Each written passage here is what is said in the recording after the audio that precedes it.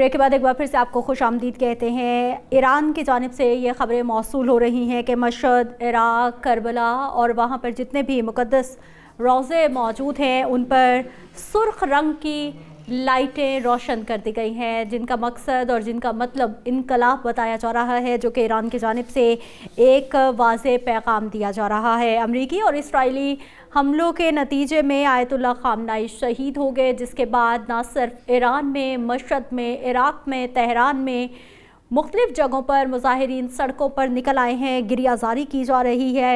Ayatollah ख़ामनाई जो कि supreme leader, उनकी शहादत की मज़म्मत की जा रही है और साथ ही साथ अमेरिका और इसराइल के ख़िलाफ़ भी नारेबाजी की जा रही है। पाकिस्तान की अगर हम बात करें तो वज़ीर दाखिला मोहसिन नकवी और साथ ही साथ सदर पाकिस्तान आसिफ अली ज़रदारी की जानिब से बाकायदा तौर पर मज़म्मत की गई है कि ईरान के जो अमेरिका की जानिब से हमले किए गए हैं वो बिला जवाज़ है, और आयतुल्लाह ख़ामनाई की शहादत की भी मज़म्मत की जा रही है। मेहमान हमारे साथ मौजूद हैं, वापस उनकी तरफ चलते हैं, उन्हीं से बात करेंगे कि पाकिस्तान की इस वक्त हिकमत अमली क्या होनी चाहिए, क्योंकि पाकिस्तान में भी कराची में अमरीकी कौंसलेट के बाहर मुज़ाहिरीन मौजूद रहे और 9 हलाकतें इस वक्त हो चुकी हैं, जो कि आम लोग अमरीकी कौंसलेट में दाखिल होने की कोशिश कर रहे थे। सिक्योरिटी फोर्सेस ने उनको रोका, सेलिंग हुई, जिसके नतीजे में 27 अफराद अभी तक ज़ख्मी हुए हैं, अस्पताल में मुंतकिल किया गया है और लाहौर की भी सूरत हाल कशीदा होती जा रही है।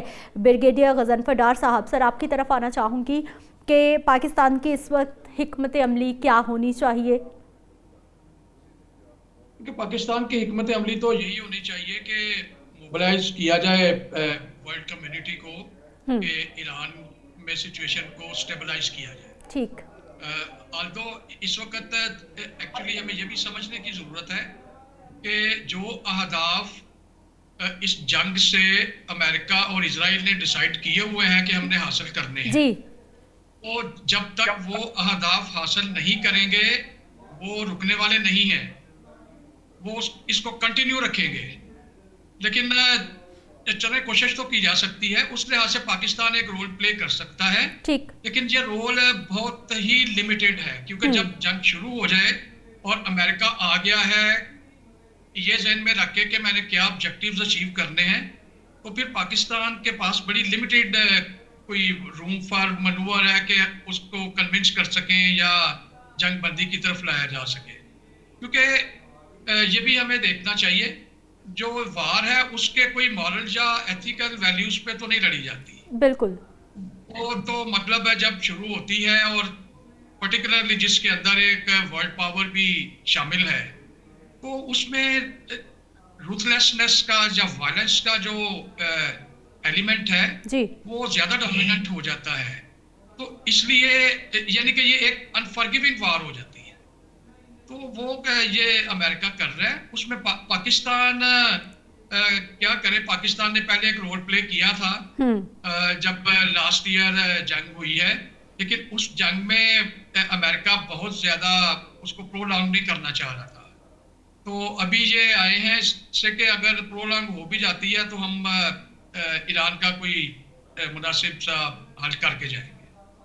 तो इस लिहाज से फिर रूम फॉर डिप्लोमेटिक मनूवर जो है या डिप्लोमेटिक आप कह लें कि एफर्ट्स जो हैं वो बहुत कम हो जाता है। वो उसी वक्त होगा जब अमेरिका जो है वो सेटिस्फाइड होगा कि मैंने जो ऑब्जेक्टिव्स अचीव करने थे वो मैंने कर लिए हैं। सही। या अब मैं ऐसे मैंने इफेक्ट्स या सिचुएशन क्रिएट कर दी है कि जो जब मैं निगोशिएशन टेबल पे आऊंगा तो वहां पे मैंने जो मांगना है ईरान से वो ईरान मुझे रिफ्यूज नहीं कर सकेगा। तो ये कुछ फैक्टर्स हैं जो हमें जहन में रखने चाहिए। और ईरान से क्या मांगना है अमेरिका ने, वो चीज कोई ऐसी नहीं है कि जो समझ ना आ रही हो। कुछ तो डिमांड्स ऑलरेडी दे चुके हैं प्रेसिडेंट ट्रम्प। उसमें मैं ये कहना चाहूंगा कि देखिए, ईरान के पास दो ऐसी कैपेबिलिटीज ईरान एक हासिल करने की कोशिश कर रहा था, लेकिन मिसाइल थे और न्यूक्लियर, कि जो आप कह लें कि ईरान को एक डिटरेंट कैपेबिलिटी देती है कि ईरान के ऊपर हमला करने से पहले कोई ताकत सोचेगी कि ये न्यूक्लियर और मिसाइल कैपेबिलिटी इसके पास है, तो ये कैसे रिएक्ट करेगा, मेरा ज्यादा नुकसान ना हो जाए। तो एक उसकी डेटरेंट वैल्यू जो है वो होती है। अब इस चीज से ईरान को महरूम करना तो मतलब पक्की बात है ना, ये तो होना ही होना है। और जैसे प्रेसिडेंट ट्रंप पहले भी कह चुके हैं अपनी कई स्टेटमेंट्स में कि जीरो एनरिचमेंट। जी। अभी तक थोड़ा सा समझता हूँ कि ईरान ने भी गलती की। ईरान जो है उसने न्यूक्लियर प्रोलिफरेशन ट्रीटी को साइन किया हुआ है। हम्म। 1968 में ईरान जी ने इस जी। पे साइन किया था। 1970 में ईरान ने इसको रेटिफाई किया था। एनपीटी के तहत आप जनरली जो अलाउेबल है वो 2 से 3, 3.5% एनरिचमेंट आप कर सकते हैं। हम्म। बट इन सम केसेस 20% तक इजाजत दी जा सकती है। ईरान ने क्या किया, ईरान ने एनरिचमेंट को 60% पे ले गया। जी। देखिए जब आप 60% पे लेके जाते हैं ना, तो वो फिर क्लियर इंडिकेशन होती है कि you are now moving towards a weapon programme. Hmm. और जब आईएईए ने लास्ट ईयर इंस्पेक्ट वो विजिट किया है ईरान की न्यूक्लियर साइट्स को, और वहां पे जो उन्होंने एनालिसिस किया, तो उसमें उनको ऐसे भी एनरिच यूरेनियम के आइसोटोप्स मिले जो तकरीबन 83% तक एनरिच थे। ठीक। तो वो बड़ा अलार्म क्रिएट हो गया। उसके ऊपर फिर जब ईरान से पूछा गया तो ईरान ने कहा कि नहीं, ये यहाँ तक हमने एनरिचमेंट नहीं की है। ये ऐसा होता है कि एनरिचमेंट के दौरान एक एक प्रोसेस होता है, उसको इंसिडेंटल या एक्सीडेंटल फ्लक्चुएशन कहते हैं। तो उन्होंने कहा जी कि ये है जिससे कुछ आइसोटोप्स जो है वो मतलब एनरिच हो जाते हैं बियॉन्ड 80%। बट ये जब डाउट क्रिएट होता है तो फिर उस डाउट को मतलब सेटिस्फाई करना आईएईए को या बाकी वर्ल्ड कम्युनिटी को डार मुश्किल हो साहब, जाता है। डार साहब तो मुझे ये सर सॉरी टू इंटरप्ट, लेकिन सर मुझे ये बताइएगा कि जिस तरह ये सवाल मैंने पहले भी उठाया था अपने एक और मेहमान से, सर मुझे ये बताइए कि क्या ये जायज़ है और क्या यही इंसाफ का तकाजा है कि अमेरिका का जब दिल चाहे जिस मर्ज़ी पर जो है वो बमों की, हथियारों की बारिश कर दे?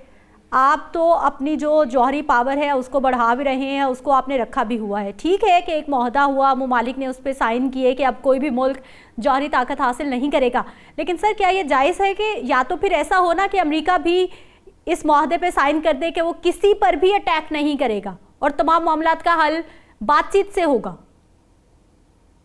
देखिए, मैं पहले भी अभी मैंने ये बात की है जी। कि जो एक पावर पॉलिटिक्स होती है, ये कुछ एथिकल प्रिंसिपल्स या मॉरल प्रिंसिपल्स पे बेस्ड नहीं होती। नहीं होती। जी।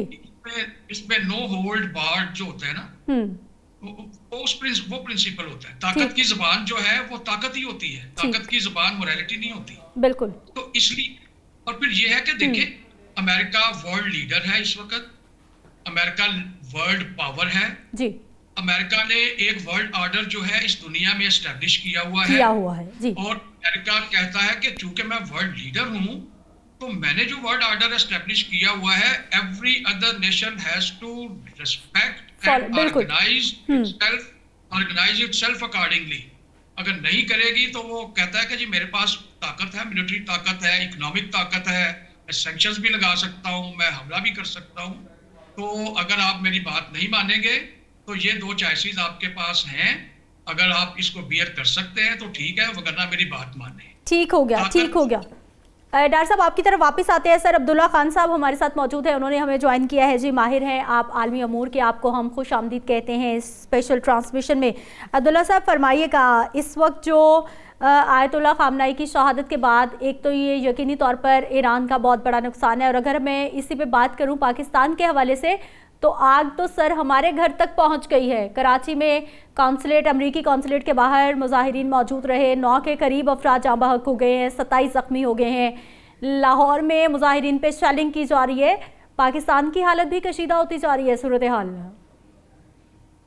बहुत शुक्रिया जी मुझे अपने शो में बुलाने का। ये बिल्कुल एक्सपेक्टेड था, क्योंकि आयतुल्ला खामनई के फॉलोअर्स पाकिस्तान में और पूरी दुनिया में काफ़ी बड़ी तादाद में मौजूद हैं, और यकीनन ये उनके लिए बहुत बड़ा शौक था।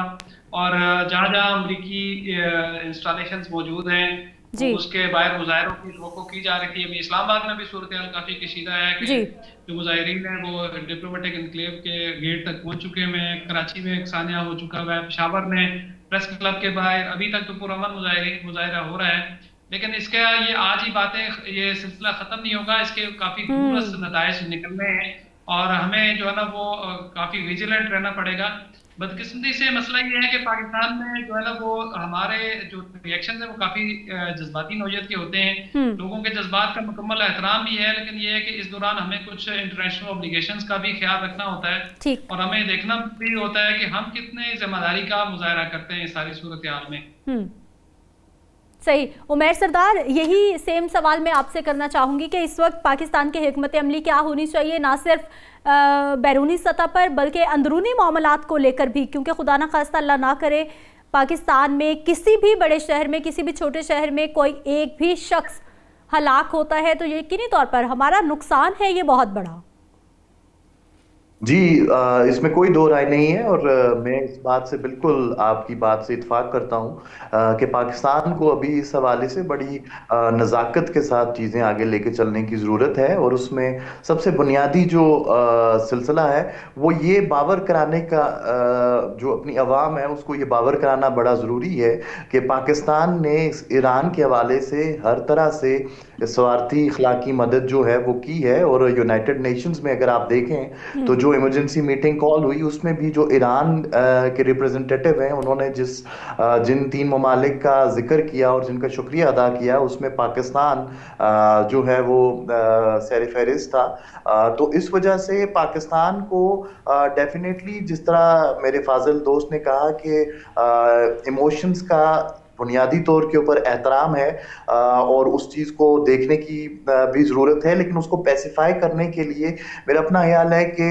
हुकूमत पाकिस्तान को हर वो इकदाम करना चाहिए जिससे कम से कम जो है हमारा जो इंटरनल जो पॉपुलेशन है वो पैसिफाई हो सके, और उसको इस तरह की इंडिकेशंस भी दी जानी चाहिए जिस तरह सदर जरदारी की तरफ से स्टेटमेंट आई, डेफिनेटली वो बहुत इंपॉर्टेंट है। और इसी तरह बाकी जितने भी हुकूमती जिम्मेदारान हैं, इंटरनल मिनिस्टर, इंटीरियर मिनिस्टर खुद हैं और प्राइम मिनिस्टर भी यकीनी तौर के ऊपर, तो पाकिस्तान को बड़ी दुश्वार सूरत हाल का सामना करना पड़ रहा है इसमें, चूंकि उसको इंटरनल भी चीजें देखनी है और एक्सटर्नल बैलेंसिंग भी करना बड़ी जरूरी है।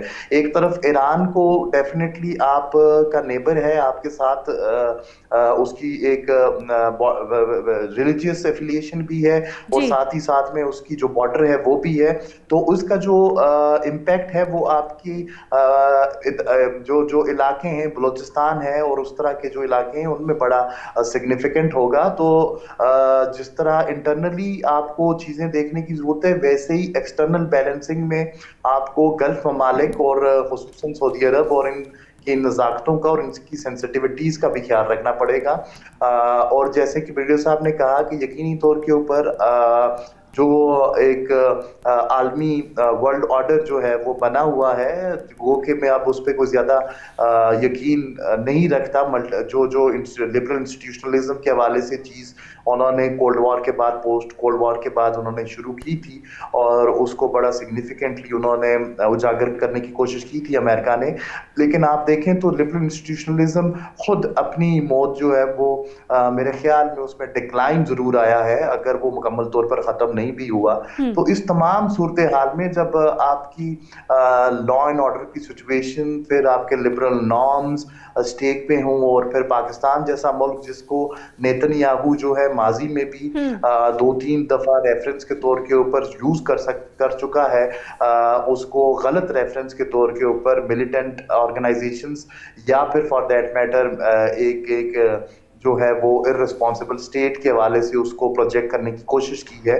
तो इस तमाम सूरत हाल में पाकिस्तान के ऊपर यकीनी तौर के ऊपर प्रेशर भी है, और इसीलिए आप देखें तो वज़ीर-ए-आज़म साहब का दौरा रूस भी वो अभी उन्होंने मंसूख किया है, और मेरे ख्याल में ये दुरुस्त फैसले हैं जिससे कम से कम इंटरनली आप अपने लोगों को इसकी संजीदगी का एहसास दिलाएंगे और रियासत का जो ऑब्लिगेशंस हैं, इंटरनेशनल ऑब्लिगेशंस हैं, उनमें सफारती जो अमला हैं वो चाहे अमेरिका का हो या किसी और मुल्क का हो, उसको भी डेफिनेटली सेव करने की ज़रूरत है। बिल्कुल, बड़ी अच्छी और वैलिड पॉइंट्स पे आपने बातें की हैं कि इस वक्त पाकिस्तान बड़ी एक नाजुक सूरत हाल से दो चार हो गया है, क्योंकि अमेरिका के साथ भी हमारे बेहतर ही ताल्लुकात चल रहे थे और माजी में हमने देखा कि हमारे वज़ीर-ए-आज़म साहब सदर ट्रंप को नोबेल पीस अवार्ड के लिए नॉमिनेट भी कर चुके हैं कि उनको अवार्ड मिलना चाहिए, वो नहीं मिला वो एक अलग बात है। लेकिन दूसरी जानिब ईरान जिसके साथ हमारे बहुत अच्छे ताल्लुकात हैं, ना सिर्फ हुकूमती सतह पर बल्कि हमारी एक बहुत बड़ी तादाद है ऐसे लोगों की जिनका मजहबी इंटरेस्ट ईरान के साथ जुड़ा हुआ है, यानी मजहबी जज्बात बहुत करीब से जुड़े हुए हैं। और बड़ा इसीलिए पाकिस्तान में इस कदर शदीद रद्द-ए-अमल सामने आ रहा है आयतुल्लाह खामनाई की शहादत पर। अरब मीडिया की जानिब से ये दावा किया जा रहा है कि इसराइल की जानिब से ईरान के 2 लड़ाका तैयारे मार गिराए गए हैं। कशीदगी में इजाफा हो रहा है। हैदर अली खान, आपकी तरफ आना चाहूँगी कि अरब मीडिया तो ये दावा कर रहा है कि इसराइल ने ईरान के 2 लड़ाका तैयारे मार गिराए हैं और मुसलसल अगर मैं यूएई की बात करती हूँ तो वहाँ पर निज़ाम ज़िंदगी बुरी तरह मफलूज होकर रह गया है। और वहाँ के जो बासी हैं, रहने वाले हैं, उनसे जब हमारी बात हो रही है तो वो मुसलसल बता रहे हैं कि धमाकों की आवाज़ें हर तरफ से सुनाई दे रही हैं। हैदर अली खान। जी जी बिल्कुल जी। ऐसा होना ही था। मिडिल ईस्ट, मशरिक़ वस्ता एक ऐसा खित्ता है कि जिसमें जब भी किसी मुल्क में कोई बहरान, सियासी बहरान पैदा होता है तो वो उसका एक स्पिल ओवर इफेक्ट होता है। वो स्पिल ओवर होता है और वो पूरे रीजन में फैल जाता है। अमेरिकन बेसिस जो हैं, जो गल्फ के जो मुतअद्दिद ममालिक हैं जिनमें अमेरिकन बेसिस हैं, वहाँ पर ईरानियन अटैक्स हुए सुबह, जो कि रिस्पांस यानी जवाब की सूरत में दिए गए थे, जो कि ईरान के ऊपर इसराइल और अमेरिका की जानिब से अटैक्स किए गए थे। ईरान ने कहा है कि ये सिलसिला जारी रहेगा। सही। अब अमेरिकन बेसिस उनका निशाना है और ये बेसिस गल्फ ममालिक में जहां पर भी मौजूद हैं वहां पर आसपास यकीनन खौफ हिरास का माहौल होगा, होना भी चाहिए, क्योंकि वो इस जंग में घसीटे जा चुके हैं, जो कि जंग इस खित्ते की जंग नहीं है, बाहर से ही जंग लाकर मुसल्लत की गई है अमेरिका की जानिब से और इसराइल की जानिब से। और कंफ्यूजन का क्रिएट होना लाजमी था। कबल अज़ वक्त है फिलहाल। अभी जानी नुकसान कितना हुआ, माली नुकसान कितना हुआ, इसके दूररस नताइज क्या होंगे, खित्ते की सफारती सूरत हाल कैसे बदलेगी और मुस्तकबिल में इन ममालिक के बाहिमी रवाबित किस तरह से शेप होंगे, इसका एक बहुत बड़ा इम्पैक्ट होगा, बड़ा असर होगा मौजूदा जो सूरत हाल अनफोल्ड हो रही है खित्ते में। ईरान का रिस्पॉन्स क्या होगा मुस्तकबिल में, ये भी दीदनी है। ठीक है, काजी साहब आपकी तरफ आना चाहूँगी कि इस वक्त जो पूरे खित्ते को अगर कहा जाए कि जंग की लपेट में है, तो मेरा ख्याल है कि ये कहना गलत नहीं होगा। मुस्लिम ममालिक का इस वक्त क्या किरदार होना चाहिए और इस वक्त मुस्लिम ममालिक का क्या किरदार है? क्योंकि अगर हम मुत्तहिद नहीं होते, हमारा इत्तेहाद नहीं है, तो फिर हर तरफ से दुश्मन घेरे हुए हैं। मैं ये समझता हूँ कि इस वक्त मुस्लिम दुनिया 2 हिस्सों में तकसीम है। एक मुस्लिम ममालिक वो हैं जो इस जारहियत की जद में आ गए, उसकी लपेट में आ गए, उनका जाविया चीजों को देखने का इस वक्त कुछ हद तक मुख्तलिफ है। गम गुस्सा भी है, तकलीफ भी है, इस बात का एक एहसास भी है कि वो अपनी कौमी सलामती उस तरह से नहीं बनाकर रख सके जिस तरह से उनका दावा था या जिस तरह से उनके ख्यालात थे। दूसरी जानिब हमें इस चीज को भी मद्देनजर रखना है कि कहीं बयानिए की जंग जो इस वक्त इस जमीनी और फिजाई जंग के साथ चल रही है, उस बयानिए की जंग में कोई मुसलमान ममालिक अपना नुकसान न कर ले। सही। और मेरा इशारा इस वक्त पाकिस्तान की तरफ भी है कि गम और गुस्सा अपनी जगह, एहतजाज का हक सबके पास है, लेकिन इस वक्त हमारी अपनी इलाकाई जो हालात हैं वो भी कुछ इस तरह के हैं कि गैर रियासती कुछ ऐसी तंजीमें यहाँ पर काम कर रही हैं जो इसको हवा दे सकती हैं, इस मसले को काफ़ी हद तक ख़राब कर सकती हैं।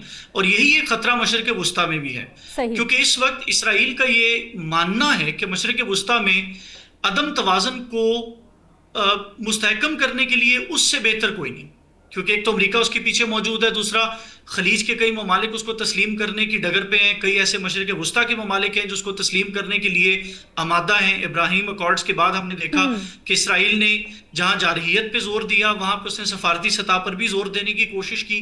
वो एक बात अलग थी कि फ़लस्तीन का मसला बैनुल अक़वामी सतह पर कुछ इस तरह से उठा दिया गया कि इसराइल के लिए फ़लस्तीन को तस्लीम करना नागुज़ीर होता जा रहा है। तो अब अगर इस अदम तवाज़न को आप इसराइल की नज़र से देखेंगे तो उसका बेहतरीन इलाज उसकी नज़र में तो यही था कि दोबारा से इस खित्ते को एक अदम तवाज़न के हालात में दोबारा से धकेल दिया जाए और उसके बाद उसके अंदर से बैनुल अक़वामी क़ुव्वतों को सामने लाकर उनसे कुछ करवा लिया जाए। क्योंकि हमने देखा कि चीन ने और रूस ने काफ़ी मोहतात तरीके से इस पूरे मसले के ऊपर नज़र भी रखी और अपने कदम भी रखे। मजम्मती बयानात उन्होंने ज़रूर दिए, लेकिन उससे आगे उन्होंने जाना मुनासिब नहीं समझा।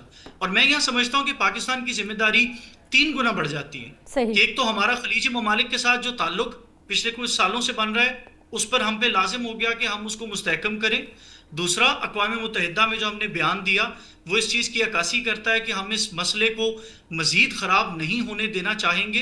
हाँ, हम फ़िलहाल इसमें कुछ नहीं कर सकते, फ़िलहाल हम इस जंग को रोक नहीं सकते, लेकिन इसकी शिद्दत को कम करने के लिए बैनुल अक़वामी सतह पर एक किरदार अदा कर सकते हैं। और तीसरा, हमारे जो मुस्लिम दुनिया में OIC के प्लेटफॉर्म पे एक किरदार रहा है, और अब उसकी अहमियत मजीद बढ़ जाएगी कि अब पाकिस्तान के ऊपर ये जिम्मेदारी आहिस्ता आहिस्ता आयद कर दी जाएगी बैनुल अक़वामी सूरत हाल को मद्देनजर रखते हुए कि हम एक ऐसा सालिस का किरदार अदा करें जो दोनों तरफ के फरीकैन को टेबल पर लाने के लिए कोई ना कोई मज़ाकराती अमल शुरू करे। रह गई बात इसराइल की जारहियत एक इलाकाई जारहियत है, और वो उस इलाकाई जारहियत से कभी बाज नहीं आएगा, क्योंकि उसको ये बात पता है कि इस वक्त उसके हालात सफारती सतह पे, सियासी सतह पे और इलाकाई सतह पर ठीक नहीं है। फ़लस्तीन का मामला गजा के मसले के बाद इतना बढ़ गया है कि बेंजामिन नेतन्याहू को ये तस्लीम करना पड़ रहा है कि उसके पास जो सफारती ऑप्शंस मौजूद थे वो महदूद होते जा रहे हैं। इसलिए वो इस गुस्से में अमेरिका को अपनी तरफ धकेल के ले गया। अगर आप थोड़ा सा तज्जियती जायजा लेंगे तो इस वक्त अमेरिका और ईरान एक दूसरे को वहां हिट नहीं कर रहे जहां हिट करने से नुकसानात ज्यादा हो सकते हैं। सही। अभी कुछ ना कुछ रिस्ट्रेंट हमें नजर आ रहा है। डार साहब, आपकी तरफ से आना चाहूंगी। अगर हम ईरान की बात करते हैं तो ईरान ने फोकस रखा है अपने मिसाइल प्रोग्राम पे, अपने जौहरी हथियारों की जो सलाहियत है उसको बढ़ाने के लिए। लेकिन सर, अगर हम इंटेलिजेंस की बात करते हैं, उनके घरों के अंदर मौजूद जासूसों की बात करते हैं, गद्दारों की बात करते हैं, कहीं ना कहीं सर कमी रह गई कि इतनी स्ट्रॉन्ग इंटेलिजेंस रही कि आपके घरों में घुसकर उनको, इसराइल को, अमेरिका को बिल्कुल पता था कि कौन कौन सा लीडर इस वक्त किस किस जगह पे मौजूद है, आपके कमरों तक वो घुस गए। जी बिल्कुल, ये बड़ी हैरत की बात है कि जो इजराइल ने इंटेलिजेंस सिस्टम इधर ईरान के अंदर कायम किया अपना, वो बहुत एलेबोरेट सिस्टम है। सही। और मैं खुद भी आज सुबह मैं सोच रहा था, मैं हैरान हो रहा था कि उनको हर लीडर की लोकेशन और हर चीज के बारे में पता होता है। आपको याद होगा कि हमास के एक लीडर को इन्होंने शहीद किया था ईरान में जी। और जब इन्होंने फायर किया म्यूनिशन उनको किल करने के लिए, तो इनको एग्जैक्टली पता था कि जिस रूम में की खिड़की है वो बेशक बिल्कुल पता था सर।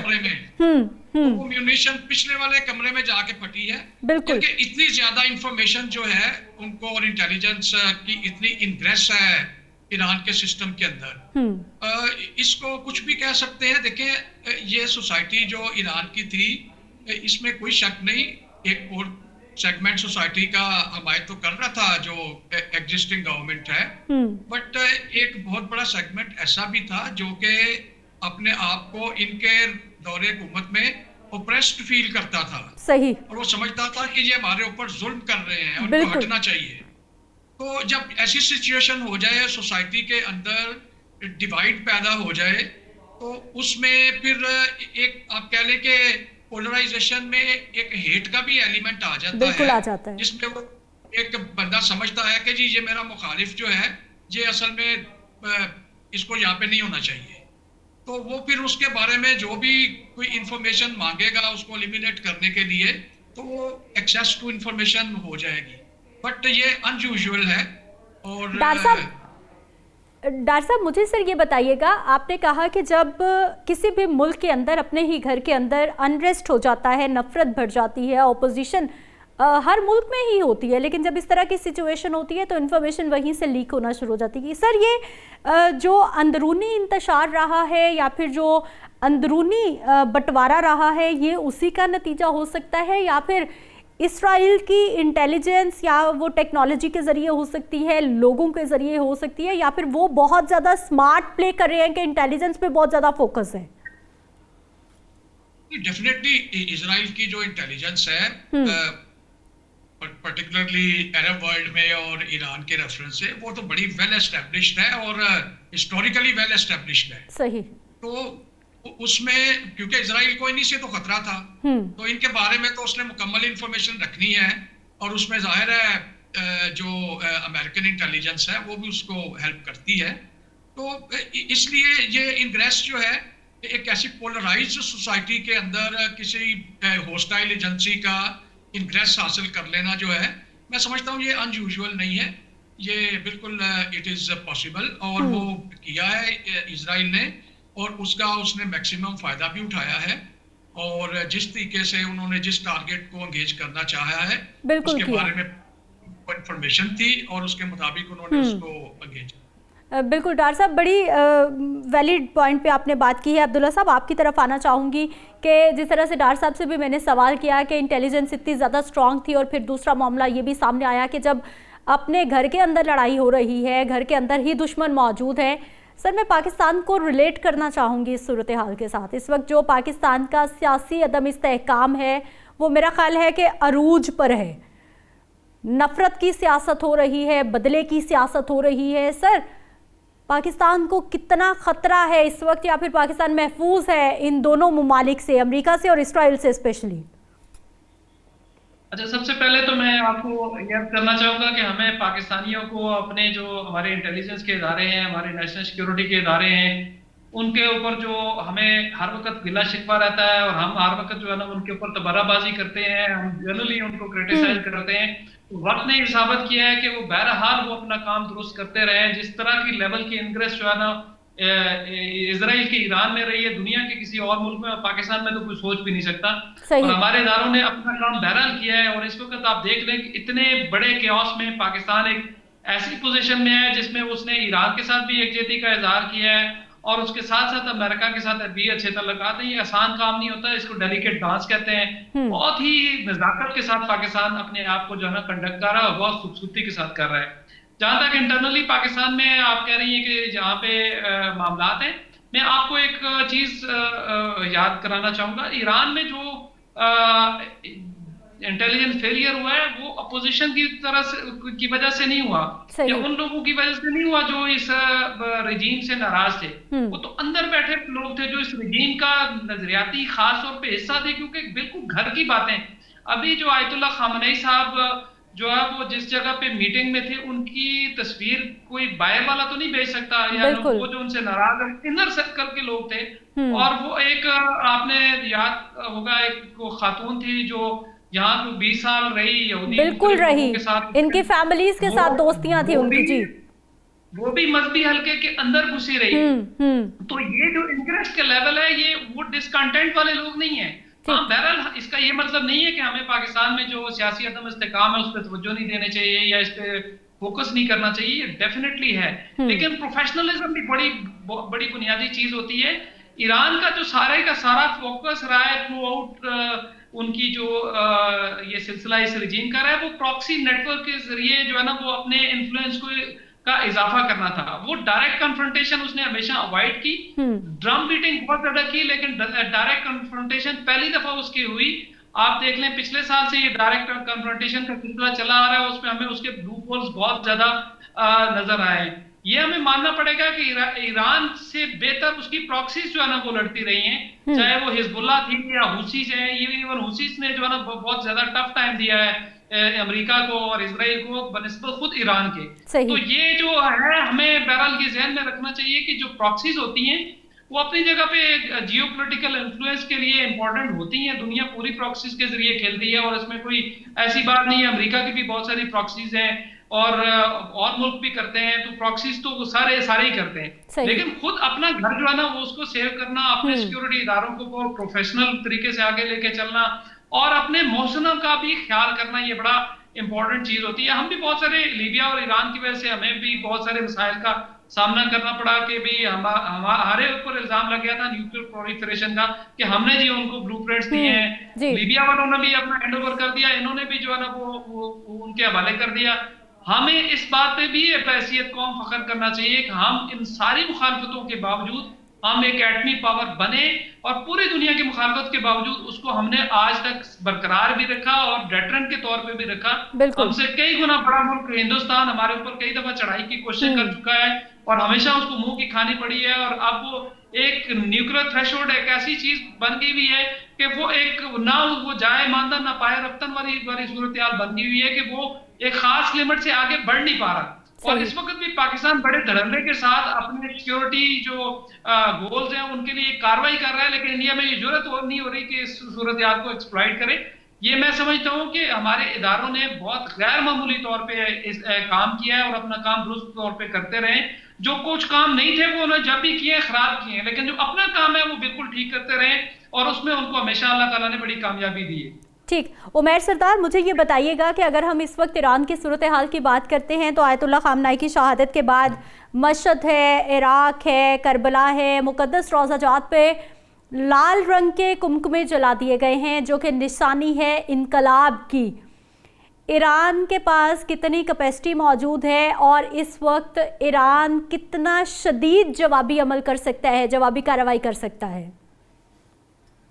देखें, जो लाल रंग के इन्होंने कुमकुमे जलाए और यकीनी तौर के ऊपर मुकद्दस मकामात पर इन्होंने सुर्ख झंडे भी लहरा दिए जी, तो उसका यकीनी तौर के ऊपर जी लहराए हैं, तो उसका यकीनी तौर के ऊपर मतलब यही है कि वो रिवेंज की तरफ जाएंगे और सिंबॉलिकली तो उन्होंने इस चीज को कर दिया है अनाउंस के we will be striking back. तो उसमें जो कैपेसिटी है वो अगर आप देखें तो यकीनी तौर के ऊपर उनकी कैपेसिटी उस नोयत की तो नहीं है जिस नोयत की वो जो हमें रेटोरिकली दावा करते हुए नजर आ रहे हैं। सही, बिल्कुल नहीं है। ऐसी बात होती तो के ऊपर वो इसको इमीडिएटली जो है वो जरूर देखते, चूंकि उनकी जो 3 से 4 लहरें हैं उन्होंने अपने खुद के ऊपर इसको लीडरशिप के हवाले से भी अनाउंसमेंट की हुई है, वो चाहे मिलिट्री लीडरशिप हो या पॉलिटिकल लीडरशिप हो। तो वो वैक्यूम एक तौर के ऊपर जो उमूमी तौर के ऊपर इस तरह की शहादत के बाद नजर आता है, वो तो हम कहते हैं कि उन्होंने उसके हवाले से तो प्रिपेयर्डनेस या तैयारी की हुई थी। लेकिन जब आप बात करते हैं उनकी मिलिट्री कैपेसिटी के हवाले से तो यकीनी तौर के ऊपर वो लिमिटेड है और वो उसको बड़ी देखभाल कर ही इस्तेमाल करेंगे। वो इसी वजह से जो है उन सेंटर्स को निशाना बना रहे हैं जिससे वो कम जो कैपेसिटी के तौर के ऊपर ज्यादा कॉस्ट बढ़ा सकें। उसमें आप देखें तो मुत्तहिदा अरब अमारात की कुछ जगह हैं, साथ ही साथ में कतर है या बाकी जितने भी ममालिक में वो कर रहे हैं। तो यकीनी तौर के ऊपर उनकी कैपेसिटीज के हवाले से सीरियस जो है वो लिमिटेशंस मौजूद हैं और उसी को साथ लेते हुए वो फिर भी अगर इजराइल के साथ 2 से 3 दिन तक इस चीज को प्रोलॉन्ग करते हैं तो यकीनी तौर के ऊपर इजराइल के हवाले से particularly not talking about America वो बड़ा एक सीरियस उसके हवाले से रेपरकेशंस आएंगी, क्योंकि इजराइल ज्योग्राफिकली भी छोटा मुल्क है और उसमें जो अभी पहली दफा हमने देखा है कि जो उन्होंने जो बंकर बस्टेड मिसाइल्स हैं वो भी यूज किए हैं जिसकी वजह से इजराइल में खासा नुकसान भी हुआ है। तो उनको अपनी पॉपुलेशन की तरफ से इजराइल को जरूर प्रेशर मौजूद होगा, क्योंकि उनके जो स्ट्रेटेजिक कल्चर है उसमें ये चीजें ज्यादा बर्दाश्त करने की कुव्वत मौजूद नहीं है अगर वो किसी भी तरीके से कैजुअल्टीज के हवाले से अगर बात करें आप तो इस वजह से मैं समझता हूं कि लिमिटेड कैपेसिटी होने के बावजूद ईरान जो है वो अपनी तरफ से स्ट्राइक जरूर करेगा, लेकिन मेरा अपना ख्याल है कि वो दूसरी तरफ जो मुज़ाकरात हैं उनकी तरफ भी कोई पेशरफ्त अगर होती है तो उसमें वो इनकार बिल्कुल। उमैर सरदार, जंग 2 दिन के लिए हो, 3 के लिए हो, 4 दिन के लिए हो या फिर 1 हफ्ते के लिए हो, आखिर जंग बंदी होनी ही है, सीज फायर होना है, आखिर ही इन फरीकैन ने टेबल टॉक पर आना ही है और फिर ही मामला किसी तरफ लगना है। हैदर अली खान, आपकी तरफ आना चाहूँगी कि अमरीकी वज़ीर दिफा की जानिब से सोशल मीडिया पर एक पैगाम जारी किया गया है जिसमें यह कहा गया है कि सदर ट्रंप के हुक्म पर ऑपरेशन एपिक फ्यूरी शुरू किया गया है और ये तारीख का मौलिक तरीन और सबसे पेचीदा ऑपरेशन है। ये अमरीकी वज़ीर दिफा की जानिब से कहा जा रहा है। ईरान के पास मौका था लेकिन मुआहदा करने से इनकार किया गया और दूसरी जानिब अमरीका की अवाम इस ऑपरेशन को बिल्कुल भी पसंद नहीं कर रही। जी जी बिल्कुल ऐसे ही है। अमेरिका का जो देखिए जो जंग होती है वो कभी भी टोटल एनाहिलेशन यानी दुश्मन की मुकम्मल तबाही का उसका ऑब्जेक्टिव कभी भी नहीं होता। सही। उसका ऑब्जेक्टिव, उसका मकसद सिर्फ ये होता है कि जो आपका एडवर्सरी है, आपका जो मुद्दे मुकाबिल है, उसको टेबल पर लाया जाए और उससे वो बातें मनवाई जाएं जो कि आप उससे मनवाना चाह रहे हैं। इसराइल खुद जो चाह रहा था खित्ते में अपनी जो सुप्रीमेसी और अपनी जो बर्तरी को मनवाना चाह रहा था, ईरान की मौजूदगी में वो मुमकिन नहीं था। ईरान उसके लिए एक पीयर कंपेटिटर था, एक चैलेंज था। तो इसलिए अमेरिका की मुदाखलत इस खित्ते में इसराइल के लिए बड़ी एडवांटेजियस है। अब अमेरिका ट्रंप के आने के बाद अमेरिका का जो डिस्पोजिशन है, आउटलुक है उसकी दुनिया की तरफ, वो बिल्कुल मुकम्मल तौर पे तब्दील हुई है। हमने देखा वेनेजुएला में क्या हुआ कुछ अर्सा पहले, क्यूबा की तरफ किस तरह का रवैया है, और अभी ईरान की तरफ हम उनकी डिस्पोजिशन को भी देख रहे हैं अमेरिका की। अमरीकी अवाम जो है उसके अंदर भी मुख्तलिफ आरा पाई जाती हैं अपनी खारजा पॉलिसी को लेकर, अमरीका की खारजा पॉलिसी को लेकर। और ये हर दौर में रहा है। वियतनाम वॉर रही है, इराक वॉर रही है, अफगान वॉर रही है, उसमें अमेरिका की जो अवाम है उनके दरमियान में एक तसादुम रहा है, एक तकसीम रही है। इस जंग को लेकर भी, इस उसको कॉन्फ्लिक्ट को लेकर भी अमेरिका की अवाम में यकीनन तकसीम होगी, मजीद तकसीम होगी। अभी जैसे जैसे ये प्रोग्रेस करेगी आगे, इसमें इर्तिका आएगी और मजीद चीज़ें बाहर निकल के आएंगी। लेकिन अमेरिका के ऑब्जेक्टिव्स, इसराइल के ऑब्जेक्टिव्स बहुत क्लियर हैं, जो कि जिसका मैं पहले भी जिक्र कर चुका हूँ कि उनका सिर्फ दो मकासद हैं। डिकैपिटेशन स्ट्राइक्स करना, ताकि एक सियासी बहरान पैदा किया जाए ईरान के अंदर और उनकी लीडरशिप जो है उसको मफलूज कर दिया जाए, और उसकी मिलिट्री सलाहियतों को इतना नुकसान पहुंचाना कि वो फिर उनको मुड़कर जवाब ना दे सके। अब एक टूथलेस पावर, जिस वक्त एक मुल्क को टूथलेस बना दिया जाए और उसको मुज़ाकरात के टेबल पर लाया जाए तो उससे फिर कुछ भी मनवाया जा सकता है। ईरान का जो रद्द अमल है, उसका जो रिस्पांस है इस वक्त, जो वो अपनी एक हद्दुल इम्कान जहां तक उसकी सलाहियत है वो कोशिश कर रहा है with respect to Israel, with respect to American bases in the region, वो जो कोशिश कर रहा है वो उसका बनता है, वो और उसका वो हक है, अंडर द इंटरनेशनल लॉ उसका हक है, क्योंकि उस जारहियत का निशाना बनाया गया है उसे। तो अगर वो अपने उस हक का इस्तेमाल कर रहा है और अपनी कौमी सलामती के तहफ़्फ़ुज़ के लिए जिस हद तक जाना चाह रहा है, तो मेरे ख्याल से इसमें कोई दो राय नहीं होनी चाहिए कि ये उसका हक है। वक्त बताएगा, अभी ये एक अनफोल्डिंग सिचुएशन है, हम इसके बारे में कुछ कह नहीं सकते, क्योंकि बैनुल-अक़वामी उमूर में कोई भी चीज़ ऐसी नहीं है कि जिसके बारे में कोई हतमी राय रखी जा सकती है। अलबत्ता जिस तरफ चीज़ें मूव कर रही हैं वो यही दिखा रहा है कि ये बात बिलाखिर मुज़ाकरात पे ख़त्म होगी, और मुज़ाकरात जो होंगे वो फिर इसका तयन करेंगे कि ईरान और ख़ित्ते का मुस्तकबिल क्या होगा। ठीक है काजी साहब, आपकी तरफ आना चाहूँगी कि माजी में भी जब अमेरिका की जानिब से ईरान पर हमला किया गया था, उस वक्त भी अमरीकी अवाम की जानिब से शदीद रद्द अमल सामने आया है। अगर ये कहा जाए कि ईरान पर हमला करना अमरीकी सदर के गले पड़ गया है, क्या ये गलत होगा? क्योंकि अमरीकी अखबार है न्यूयॉर्क टाइम, उनकी जानिब से सदर ट्रंप पर सख्त तनकीद की जा रही है और इस हमले को गैर जिम्मेदाराना कदम करार दिया जा रहा है। साथ ही साथ न्यूयॉर्क टाइम की जानिब से ये लिखा जा रहा है कि ट्रंप ने 2024 की इंतखाबी मुहिम में जंगें रुकवाने, जंगें ख़त्म करवाने का वादा किया था, लेकिन एक साल में 7 मुमालिक में फौजी कार्रवाइयों का हुक्म भी सदर ट्रंप ने दिया है। देखिए, इसको समझने के लिए हमें देखना पड़ेगा कि क्या अमेरिका मुआशी तौर पर, मुआशरती तौर पर या जंगी सलाहियत के तौर पर ही किसी लंबी जंग का मुतहम्मिल है या नहीं है। और अगर हम डोनाल्ड ट्रंप साहब के दौर की बात करें तो हमें इसमें कुछ चीज़ों को समझने की ज़रूरत है। अमेरिका में इस वक्त बहुत ज़्यादा तशवीश इस बात पर पाई जाती है कि अगर ये जंग रिवायती हथियारों के इस्तेमाल से गैर रिवायती सलाहियतों और हिकमत अमली की तरफ चली गई, ऐसे दहशतगर्दी में इजाफा हुआ, या ईरान की तरफ से अपनी प्रॉक्सीज को इस्तेमाल किया गया, और उसके बाद ये कशीदगी बावजूद इसके कि फ़िलहाल तो रुक जाएगी, लेकिन दुनिया के कई ममालिक में कई जगहों पर ये बहुत ज़्यादा तकलीफ का बायस बन सकती है। तो क्या अमेरिका इस एक चीज़ के लिए तैयार है? सही। दूसरा सवाल जो पेश किया जाता है, अमेरिका की जो थिंक टैंक्स और अमेरिका में जो रिसर्च इंस्टीट्यूट्स इन चीज़ों को देख रहे हैं, वो ये देख रहे हैं कि क्या इससे आपने ईरान की सलाहियत को रोक लिया, या ईरान के अंदर वो फेवरेबल रिजीम जो आप लाना चाह रहे थे वो ले आए या नहीं लाए। प्रेसिडेंट डोनाल्ड ट्रंप का कल ये कहना कि मैं अब ईरान के लोगों से गुजारिश करता हूं कि वो बाहर निकलें और हुकूमत को तब्दील करें और एक ऐसा निज़ाम लेकर आएं जिसके साथ बैठकर बात की जाए, ये इंडिकेट करता है कि ये प्रेशर अभी भी डोनाल्ड ट्रंप पर है। सही। अब अगर डोनाल्ड ट्रंप साहब को देखा जाए तो वो ये कहीं भी आपको ये तस्लीम करते नजर नहीं आएंगे कि उन्होंने जंगें की हैं। वो आपको ये कहते हुए नजर आएंगे कि हमारी अस्करी कार्रवाइयों को महदूद रखा गया, उसमें जो असला इस्तेमाल किया वो प्रिसीजन की तरफ था। हम कोई बड़ी जंग नहीं चाहते, लेकिन अगर हम किसी दुश्मन की सलाहियत को महदूद करने की काबिलियत रखते हैं तो उसको हम जरूर इस्तेमाल करेंगे।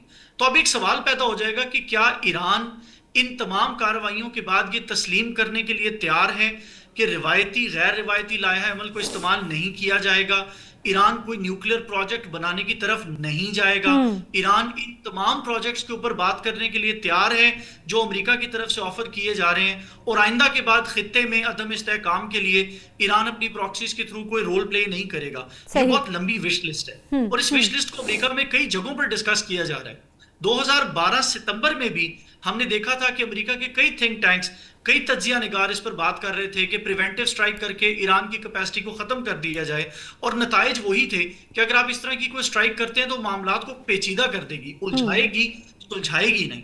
अब डोनाल्ड ट्रंप साहब का ये कहना या उनका ये दावा कि वो इस तरह की कार्रवाइयां करके दुनिया के अंदर अदम इस्तेहकाम को वापस मुस्तहकम कर रहे हैं, अमेरिका के लोग यकसर इसको मुस्तरद दो बुनियादी वजूहात पे करते हैं। पहली, अमेरिका की मुईशत इस वक्त किसी किस्म की जंग की मुतामिल नहीं है। अमेरिका की हुकूमत कई बार मुआशी मसाइल का सामना कर चुकी है, डोनाल्ड ट्रंप से बात छुपी नहीं है। दूसरा, अमेरिका की अस्करी क़यादत और अमेरिका की अस्करी जो हालात हैं इस वक्त दुनिया में, जो उसकी मिलिट्री की स्ट्रेच हुई है पूरी दुनिया में, वो उसके ऊपर भी मुतामिल नहीं हो सकता। ये बाकी पार्टनर्स को, जिनको अपनी कौमी सलामती के डॉक्यूमेंट में पीयर कंपेटिटर कहता है, उनको स्पेस फराहम कर देती है, और अभी स्पेस फराहम ना की जाए अमेरिका में ये वाला जो आइडिया है ये बाकी आइडिया से ज्यादा मकबूल है। सही सही। ईरान के सुप्रीम लीडर के कंपाउंड पर जदीद हथियारों के साथ हमला किया गया, जदीद हथियार इस्तेमाल किए गए। अमरीकी मीडिया की जानिब से ये दावा किया जा रहा है, ये डिटेल्स बताई जा रही हैं कि जदीद तरीन और आला दुरुस्तगी वाले उस हथियार की कीमत तकरीबन $10 मिलियन के करीब थी। ईरानी सुप्रीम लीडर पर हमले में महंगे हथियारों के साथ साथ कामिकाज़े ड्रोन का भी इस्तेमाल किया गया है, और ये जदीद तरीन ड्रोन के ज़ुमरे में आता है, और अमेरिका की जानिब से पहली बार इस ड्रोन का इस्तेमाल किया गया है जिसे कामिकाज़े ड्रोन का नाम दिया गया है, और ईरानी दिफाई निज़ाम को धोखा देने के लिए इसे इस्तेमाल किया गया है। डार साहब, अमरीकी अखबार न्यूयॉर्क टाइम का हवाला मैंने दिया है कि वहाँ से तनकीद सामने आई है कि सदर ट्रंप ने ना ही अवाम को वाज़े जवाब पेश किया कि वो ईरान पर हमला करने जा रहे हैं, और ना ही उन्होंने कांग्रेस से बाकायदा मंजूरी ली। सर, क्या ये सदर ट्रंप का अकेले अपना ही हुक्म था, अपना ही फैसला था, और क्या सदर ट्रंप जिन मकासद को हासिल करना चाहते थे वो उन मकासद को हासिल कर चुके हैं, या फिर उन मकासद को हासिल करने के करीब पहुंच गए हैं? डार साहब जी देखिए, प्रेसिडेंट ट्रंप जिस तरीके से बिहेव कर रहे हैं, और ना उन्होंने यूएन से पूछा है, ना उन्होंने अमेरिकन कांग्रेस से पूछा है, अपने लोगों से भी बहुत ज्यादा लगता है मशवरा नहीं किया है, तो इसमें हमें एक फैक्टर बीच में कंसीडर करना चाहिए जो कि इजरायली लॉबी है यूएसए के अंदर। उनका भी बहुत बड़ा प्रेशर है वहाँ पे, और वो मुझे लगता है कि एक्चुअली उन्होंने ज्यादा प्रिवेल अपान किया प्रेसिडेंट ट्रंप को ये डिसीजन लेने के लिए। हालांकि जैसे बताया जा रहा है, डिस्कस किया है काजी साहब ने भी और बाकी दोस्तों ने, कि अमेरिका के अंदर इटसेल्फ एक अपोजिशन इस चीज पे पाई जाती है कि आप क्यों हमला कर रहे हैं, क्यों आप जंग छेड़ रहे हैं, जबकि इस वक्त हमारी जो पॉलिसी है, एक इनिशिएटिव लिया हुआ है मेक अमेरिका ग्रेट अगेन, तो उसमें वार का मुतहम्मल अमेरिका जो है वो नहीं हो सकता, और अगर वो वार प्रोलॉन्ग हो जाए तो उसके जो इकोनॉमिक और फाइनेंशियल इम्प्लीकेशंस है अमेरिका के लिए वो काफी बर्डन हो सकता है। तो ये एक डेफिनेटली चीज पाई जाती है। फिर देखिए, अमेरिका में एक ये भी फीलिंग है जो हमने देखा जब इजराइल जेनोसाइड कर रहा था गाजा के अंदर, तो अमेरिका के अंदर एक सिग्निफिकेंट पॉपुलेशन का लोगों का एलिमेंट है जो समझते हैं कि इजराइल जो कुछ कर रहा है वो बहुत गलत कर रहा है, इसकी पॉलिसीज ठीक नहीं है और अमेरिका को इसकी हिमायत नहीं करनी चाहिए। बट इसके बावजूद अगर प्रेसिडेंट ट्रंप ने अटैक कर दिया, इसका मतलब है कि शायद जो इजरायली लॉबी का इन्फ्लुएंस है उनके ऊपर वो बहुत ज्यादा है, क्योंकि ये देखिए, ये आम आमतौर पे किसी ऐसे मुल्क में हो जाए जिसमें डिक्टेटरशिप है या जिसमें कोई अथॉरिटेरियन रिजीम है, वो तो ठीक है। लेकिन एक ऐसा मुल्क जो कि लिबरल डेमोक्रेसी होने का दावा करता है और जो लिबरलिस्ट हैं वो जाहिर है वो इंस्टीट्यूशनलिज्म को बहुत वैल्यू करते हैं, एटलीस्ट करते थे, मुझे तो लगता है।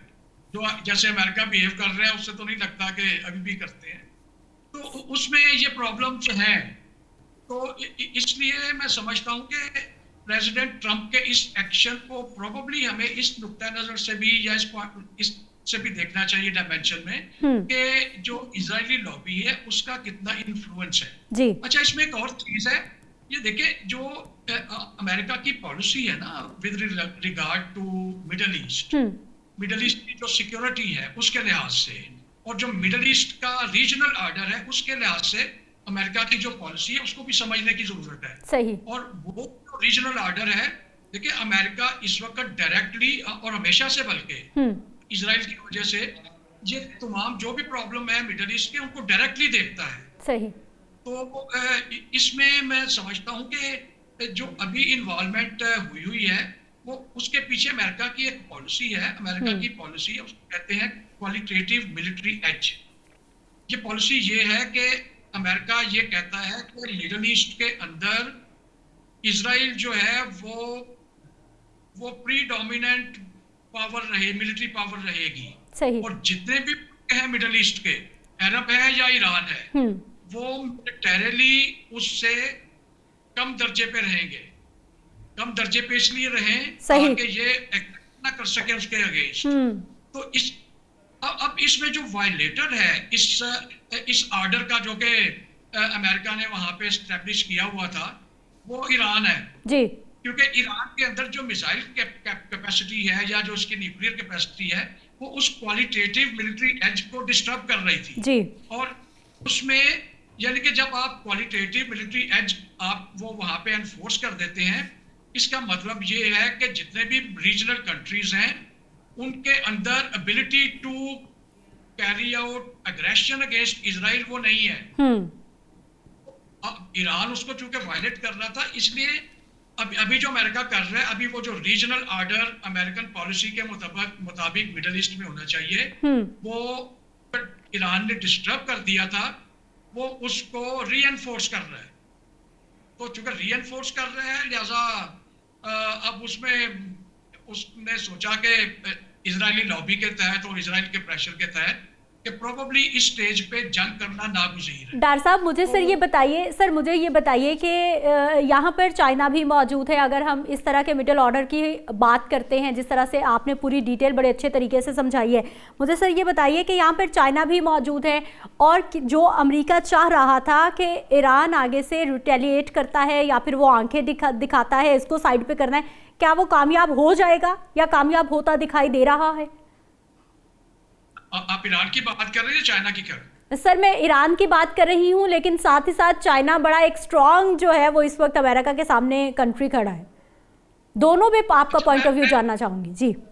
जी मैं थोड़ा सा इसको बताता हूँ। अक्सर लोग पता नहीं मेरी जो अंडरस्टैंडिंग है ठीक नहीं है या जो मैं जनरली सुनता हूँ वो ठीक नहीं है। लेकिन दुनिया में अभी दुनिया इकोनॉमिकली मल्टीपोलर है, ठीक, और मिलिटरीली यूनिपोलर ही है अभी। और उस यूनिपोलर वर्ल्ड का जो मिलिटरीली यूनिपोलर है उसका बॉस जो है वो अमेरिका है। सही। और जहाँ पे मिलिट्री एक्शन होगा वहां पे ना चाइना की चलनी है ना रशिया की चलनी। और ये बात जो है ये चाइना और रशिया को बहुत क्लियर है, वो समझते हैं इस बात। हम लोग चूंकि एक डिफरेंट व्यू लेते हैं इसलिए हम इस बात को इग्नोर करते हैं। तो अब चूंकि वो जो मोस्ट पावरफुल मिलिट्री है वो आ गई है एक रीजन के अंदर, ठीक, तो ठीक है चाइना जो है यहाँ पे इनके साथ जो अगर इकोनॉमिक एंगेजमेंट देखें तो चाइना की ट्रेड जो है as compared to America Middle East से ज्यादा है।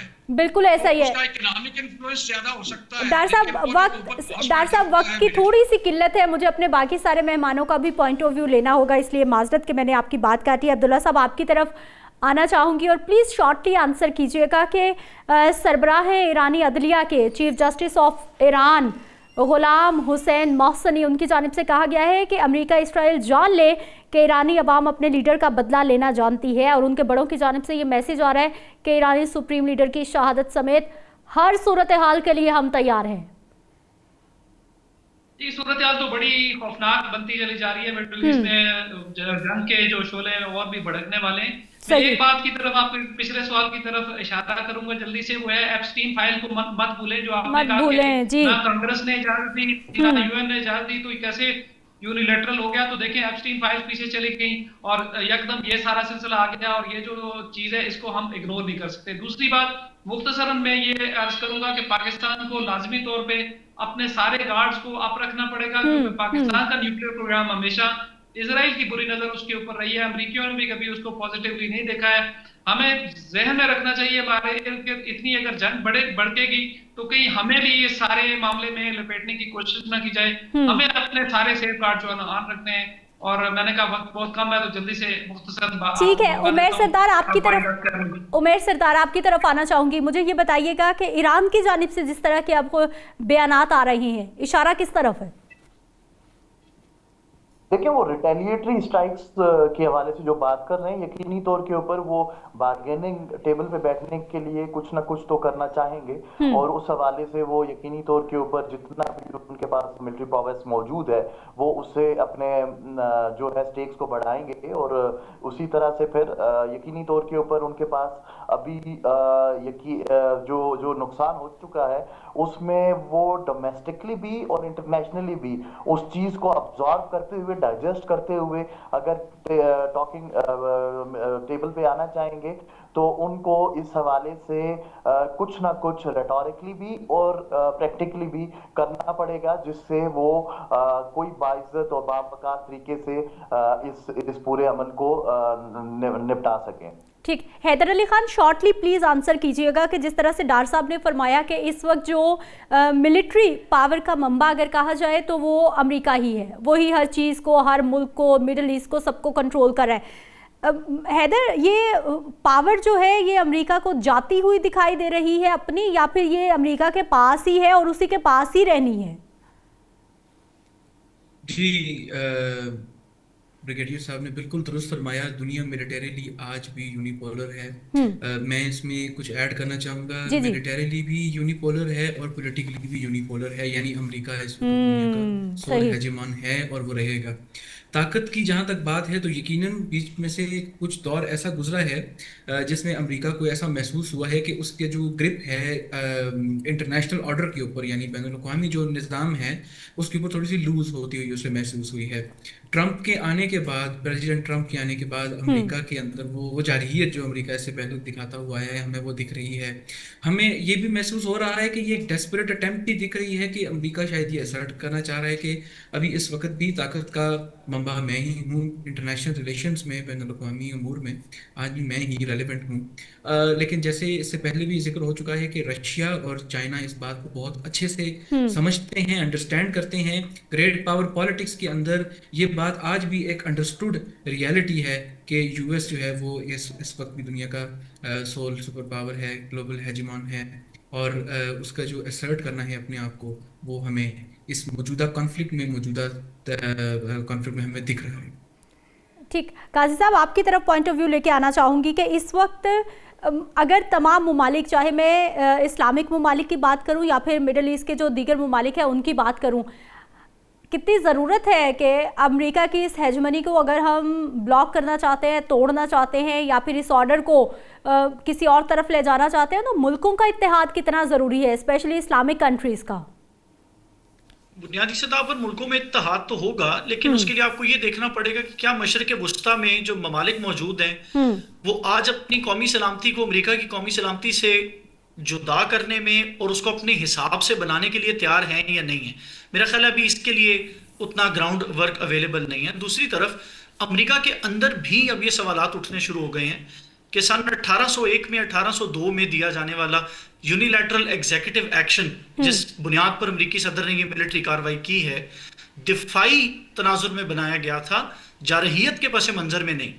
और कांग्रेस के अंदर और सेनेट के अंदर ये गुफ्तगू कई सेनेटर्स और कई कांग्रेसमैन पहले भी करते आए हैं और अब डोनाल्ड ट्रंप साहब के दौर में तो कई शिद्दत इख्तियार कर गई है गुफ्तगू, तो जिसका मतलब है कि अमेरिका के अंदर भी इस तब्दीली के ऊपर बात की जा रही है। इत्तेहाद बना लेने से आप अमेरिका की मशरिक वुस्ता में जो इनग्रेस है उसको रोक नहीं सकते। ठीक है, हाँ, उसके अंदर कंट्रोवर्सीज क्रिएट कर सकते हो, तो बहुत उसको अवॉइड शुक्रिया करने की जरूरत है। काजी साहब, आप हमारे साथ मौजूद रहे। हैदर अली खान, उमैर सरदार, ब्रिगेडियर गजनफर डार साहब, आपका बहुत शुक्रिया। अब्दुल्ला खान साहब, आप सबका बहुत शुक्रिया ट्रांसमिशन में शामिल होने के लिए। मैं अभी आपसे इजाज़त चाहूँगी, इंशाल्लाह 7 बजे वापस आएंगे, गुफ्तगू फिर करेंगे।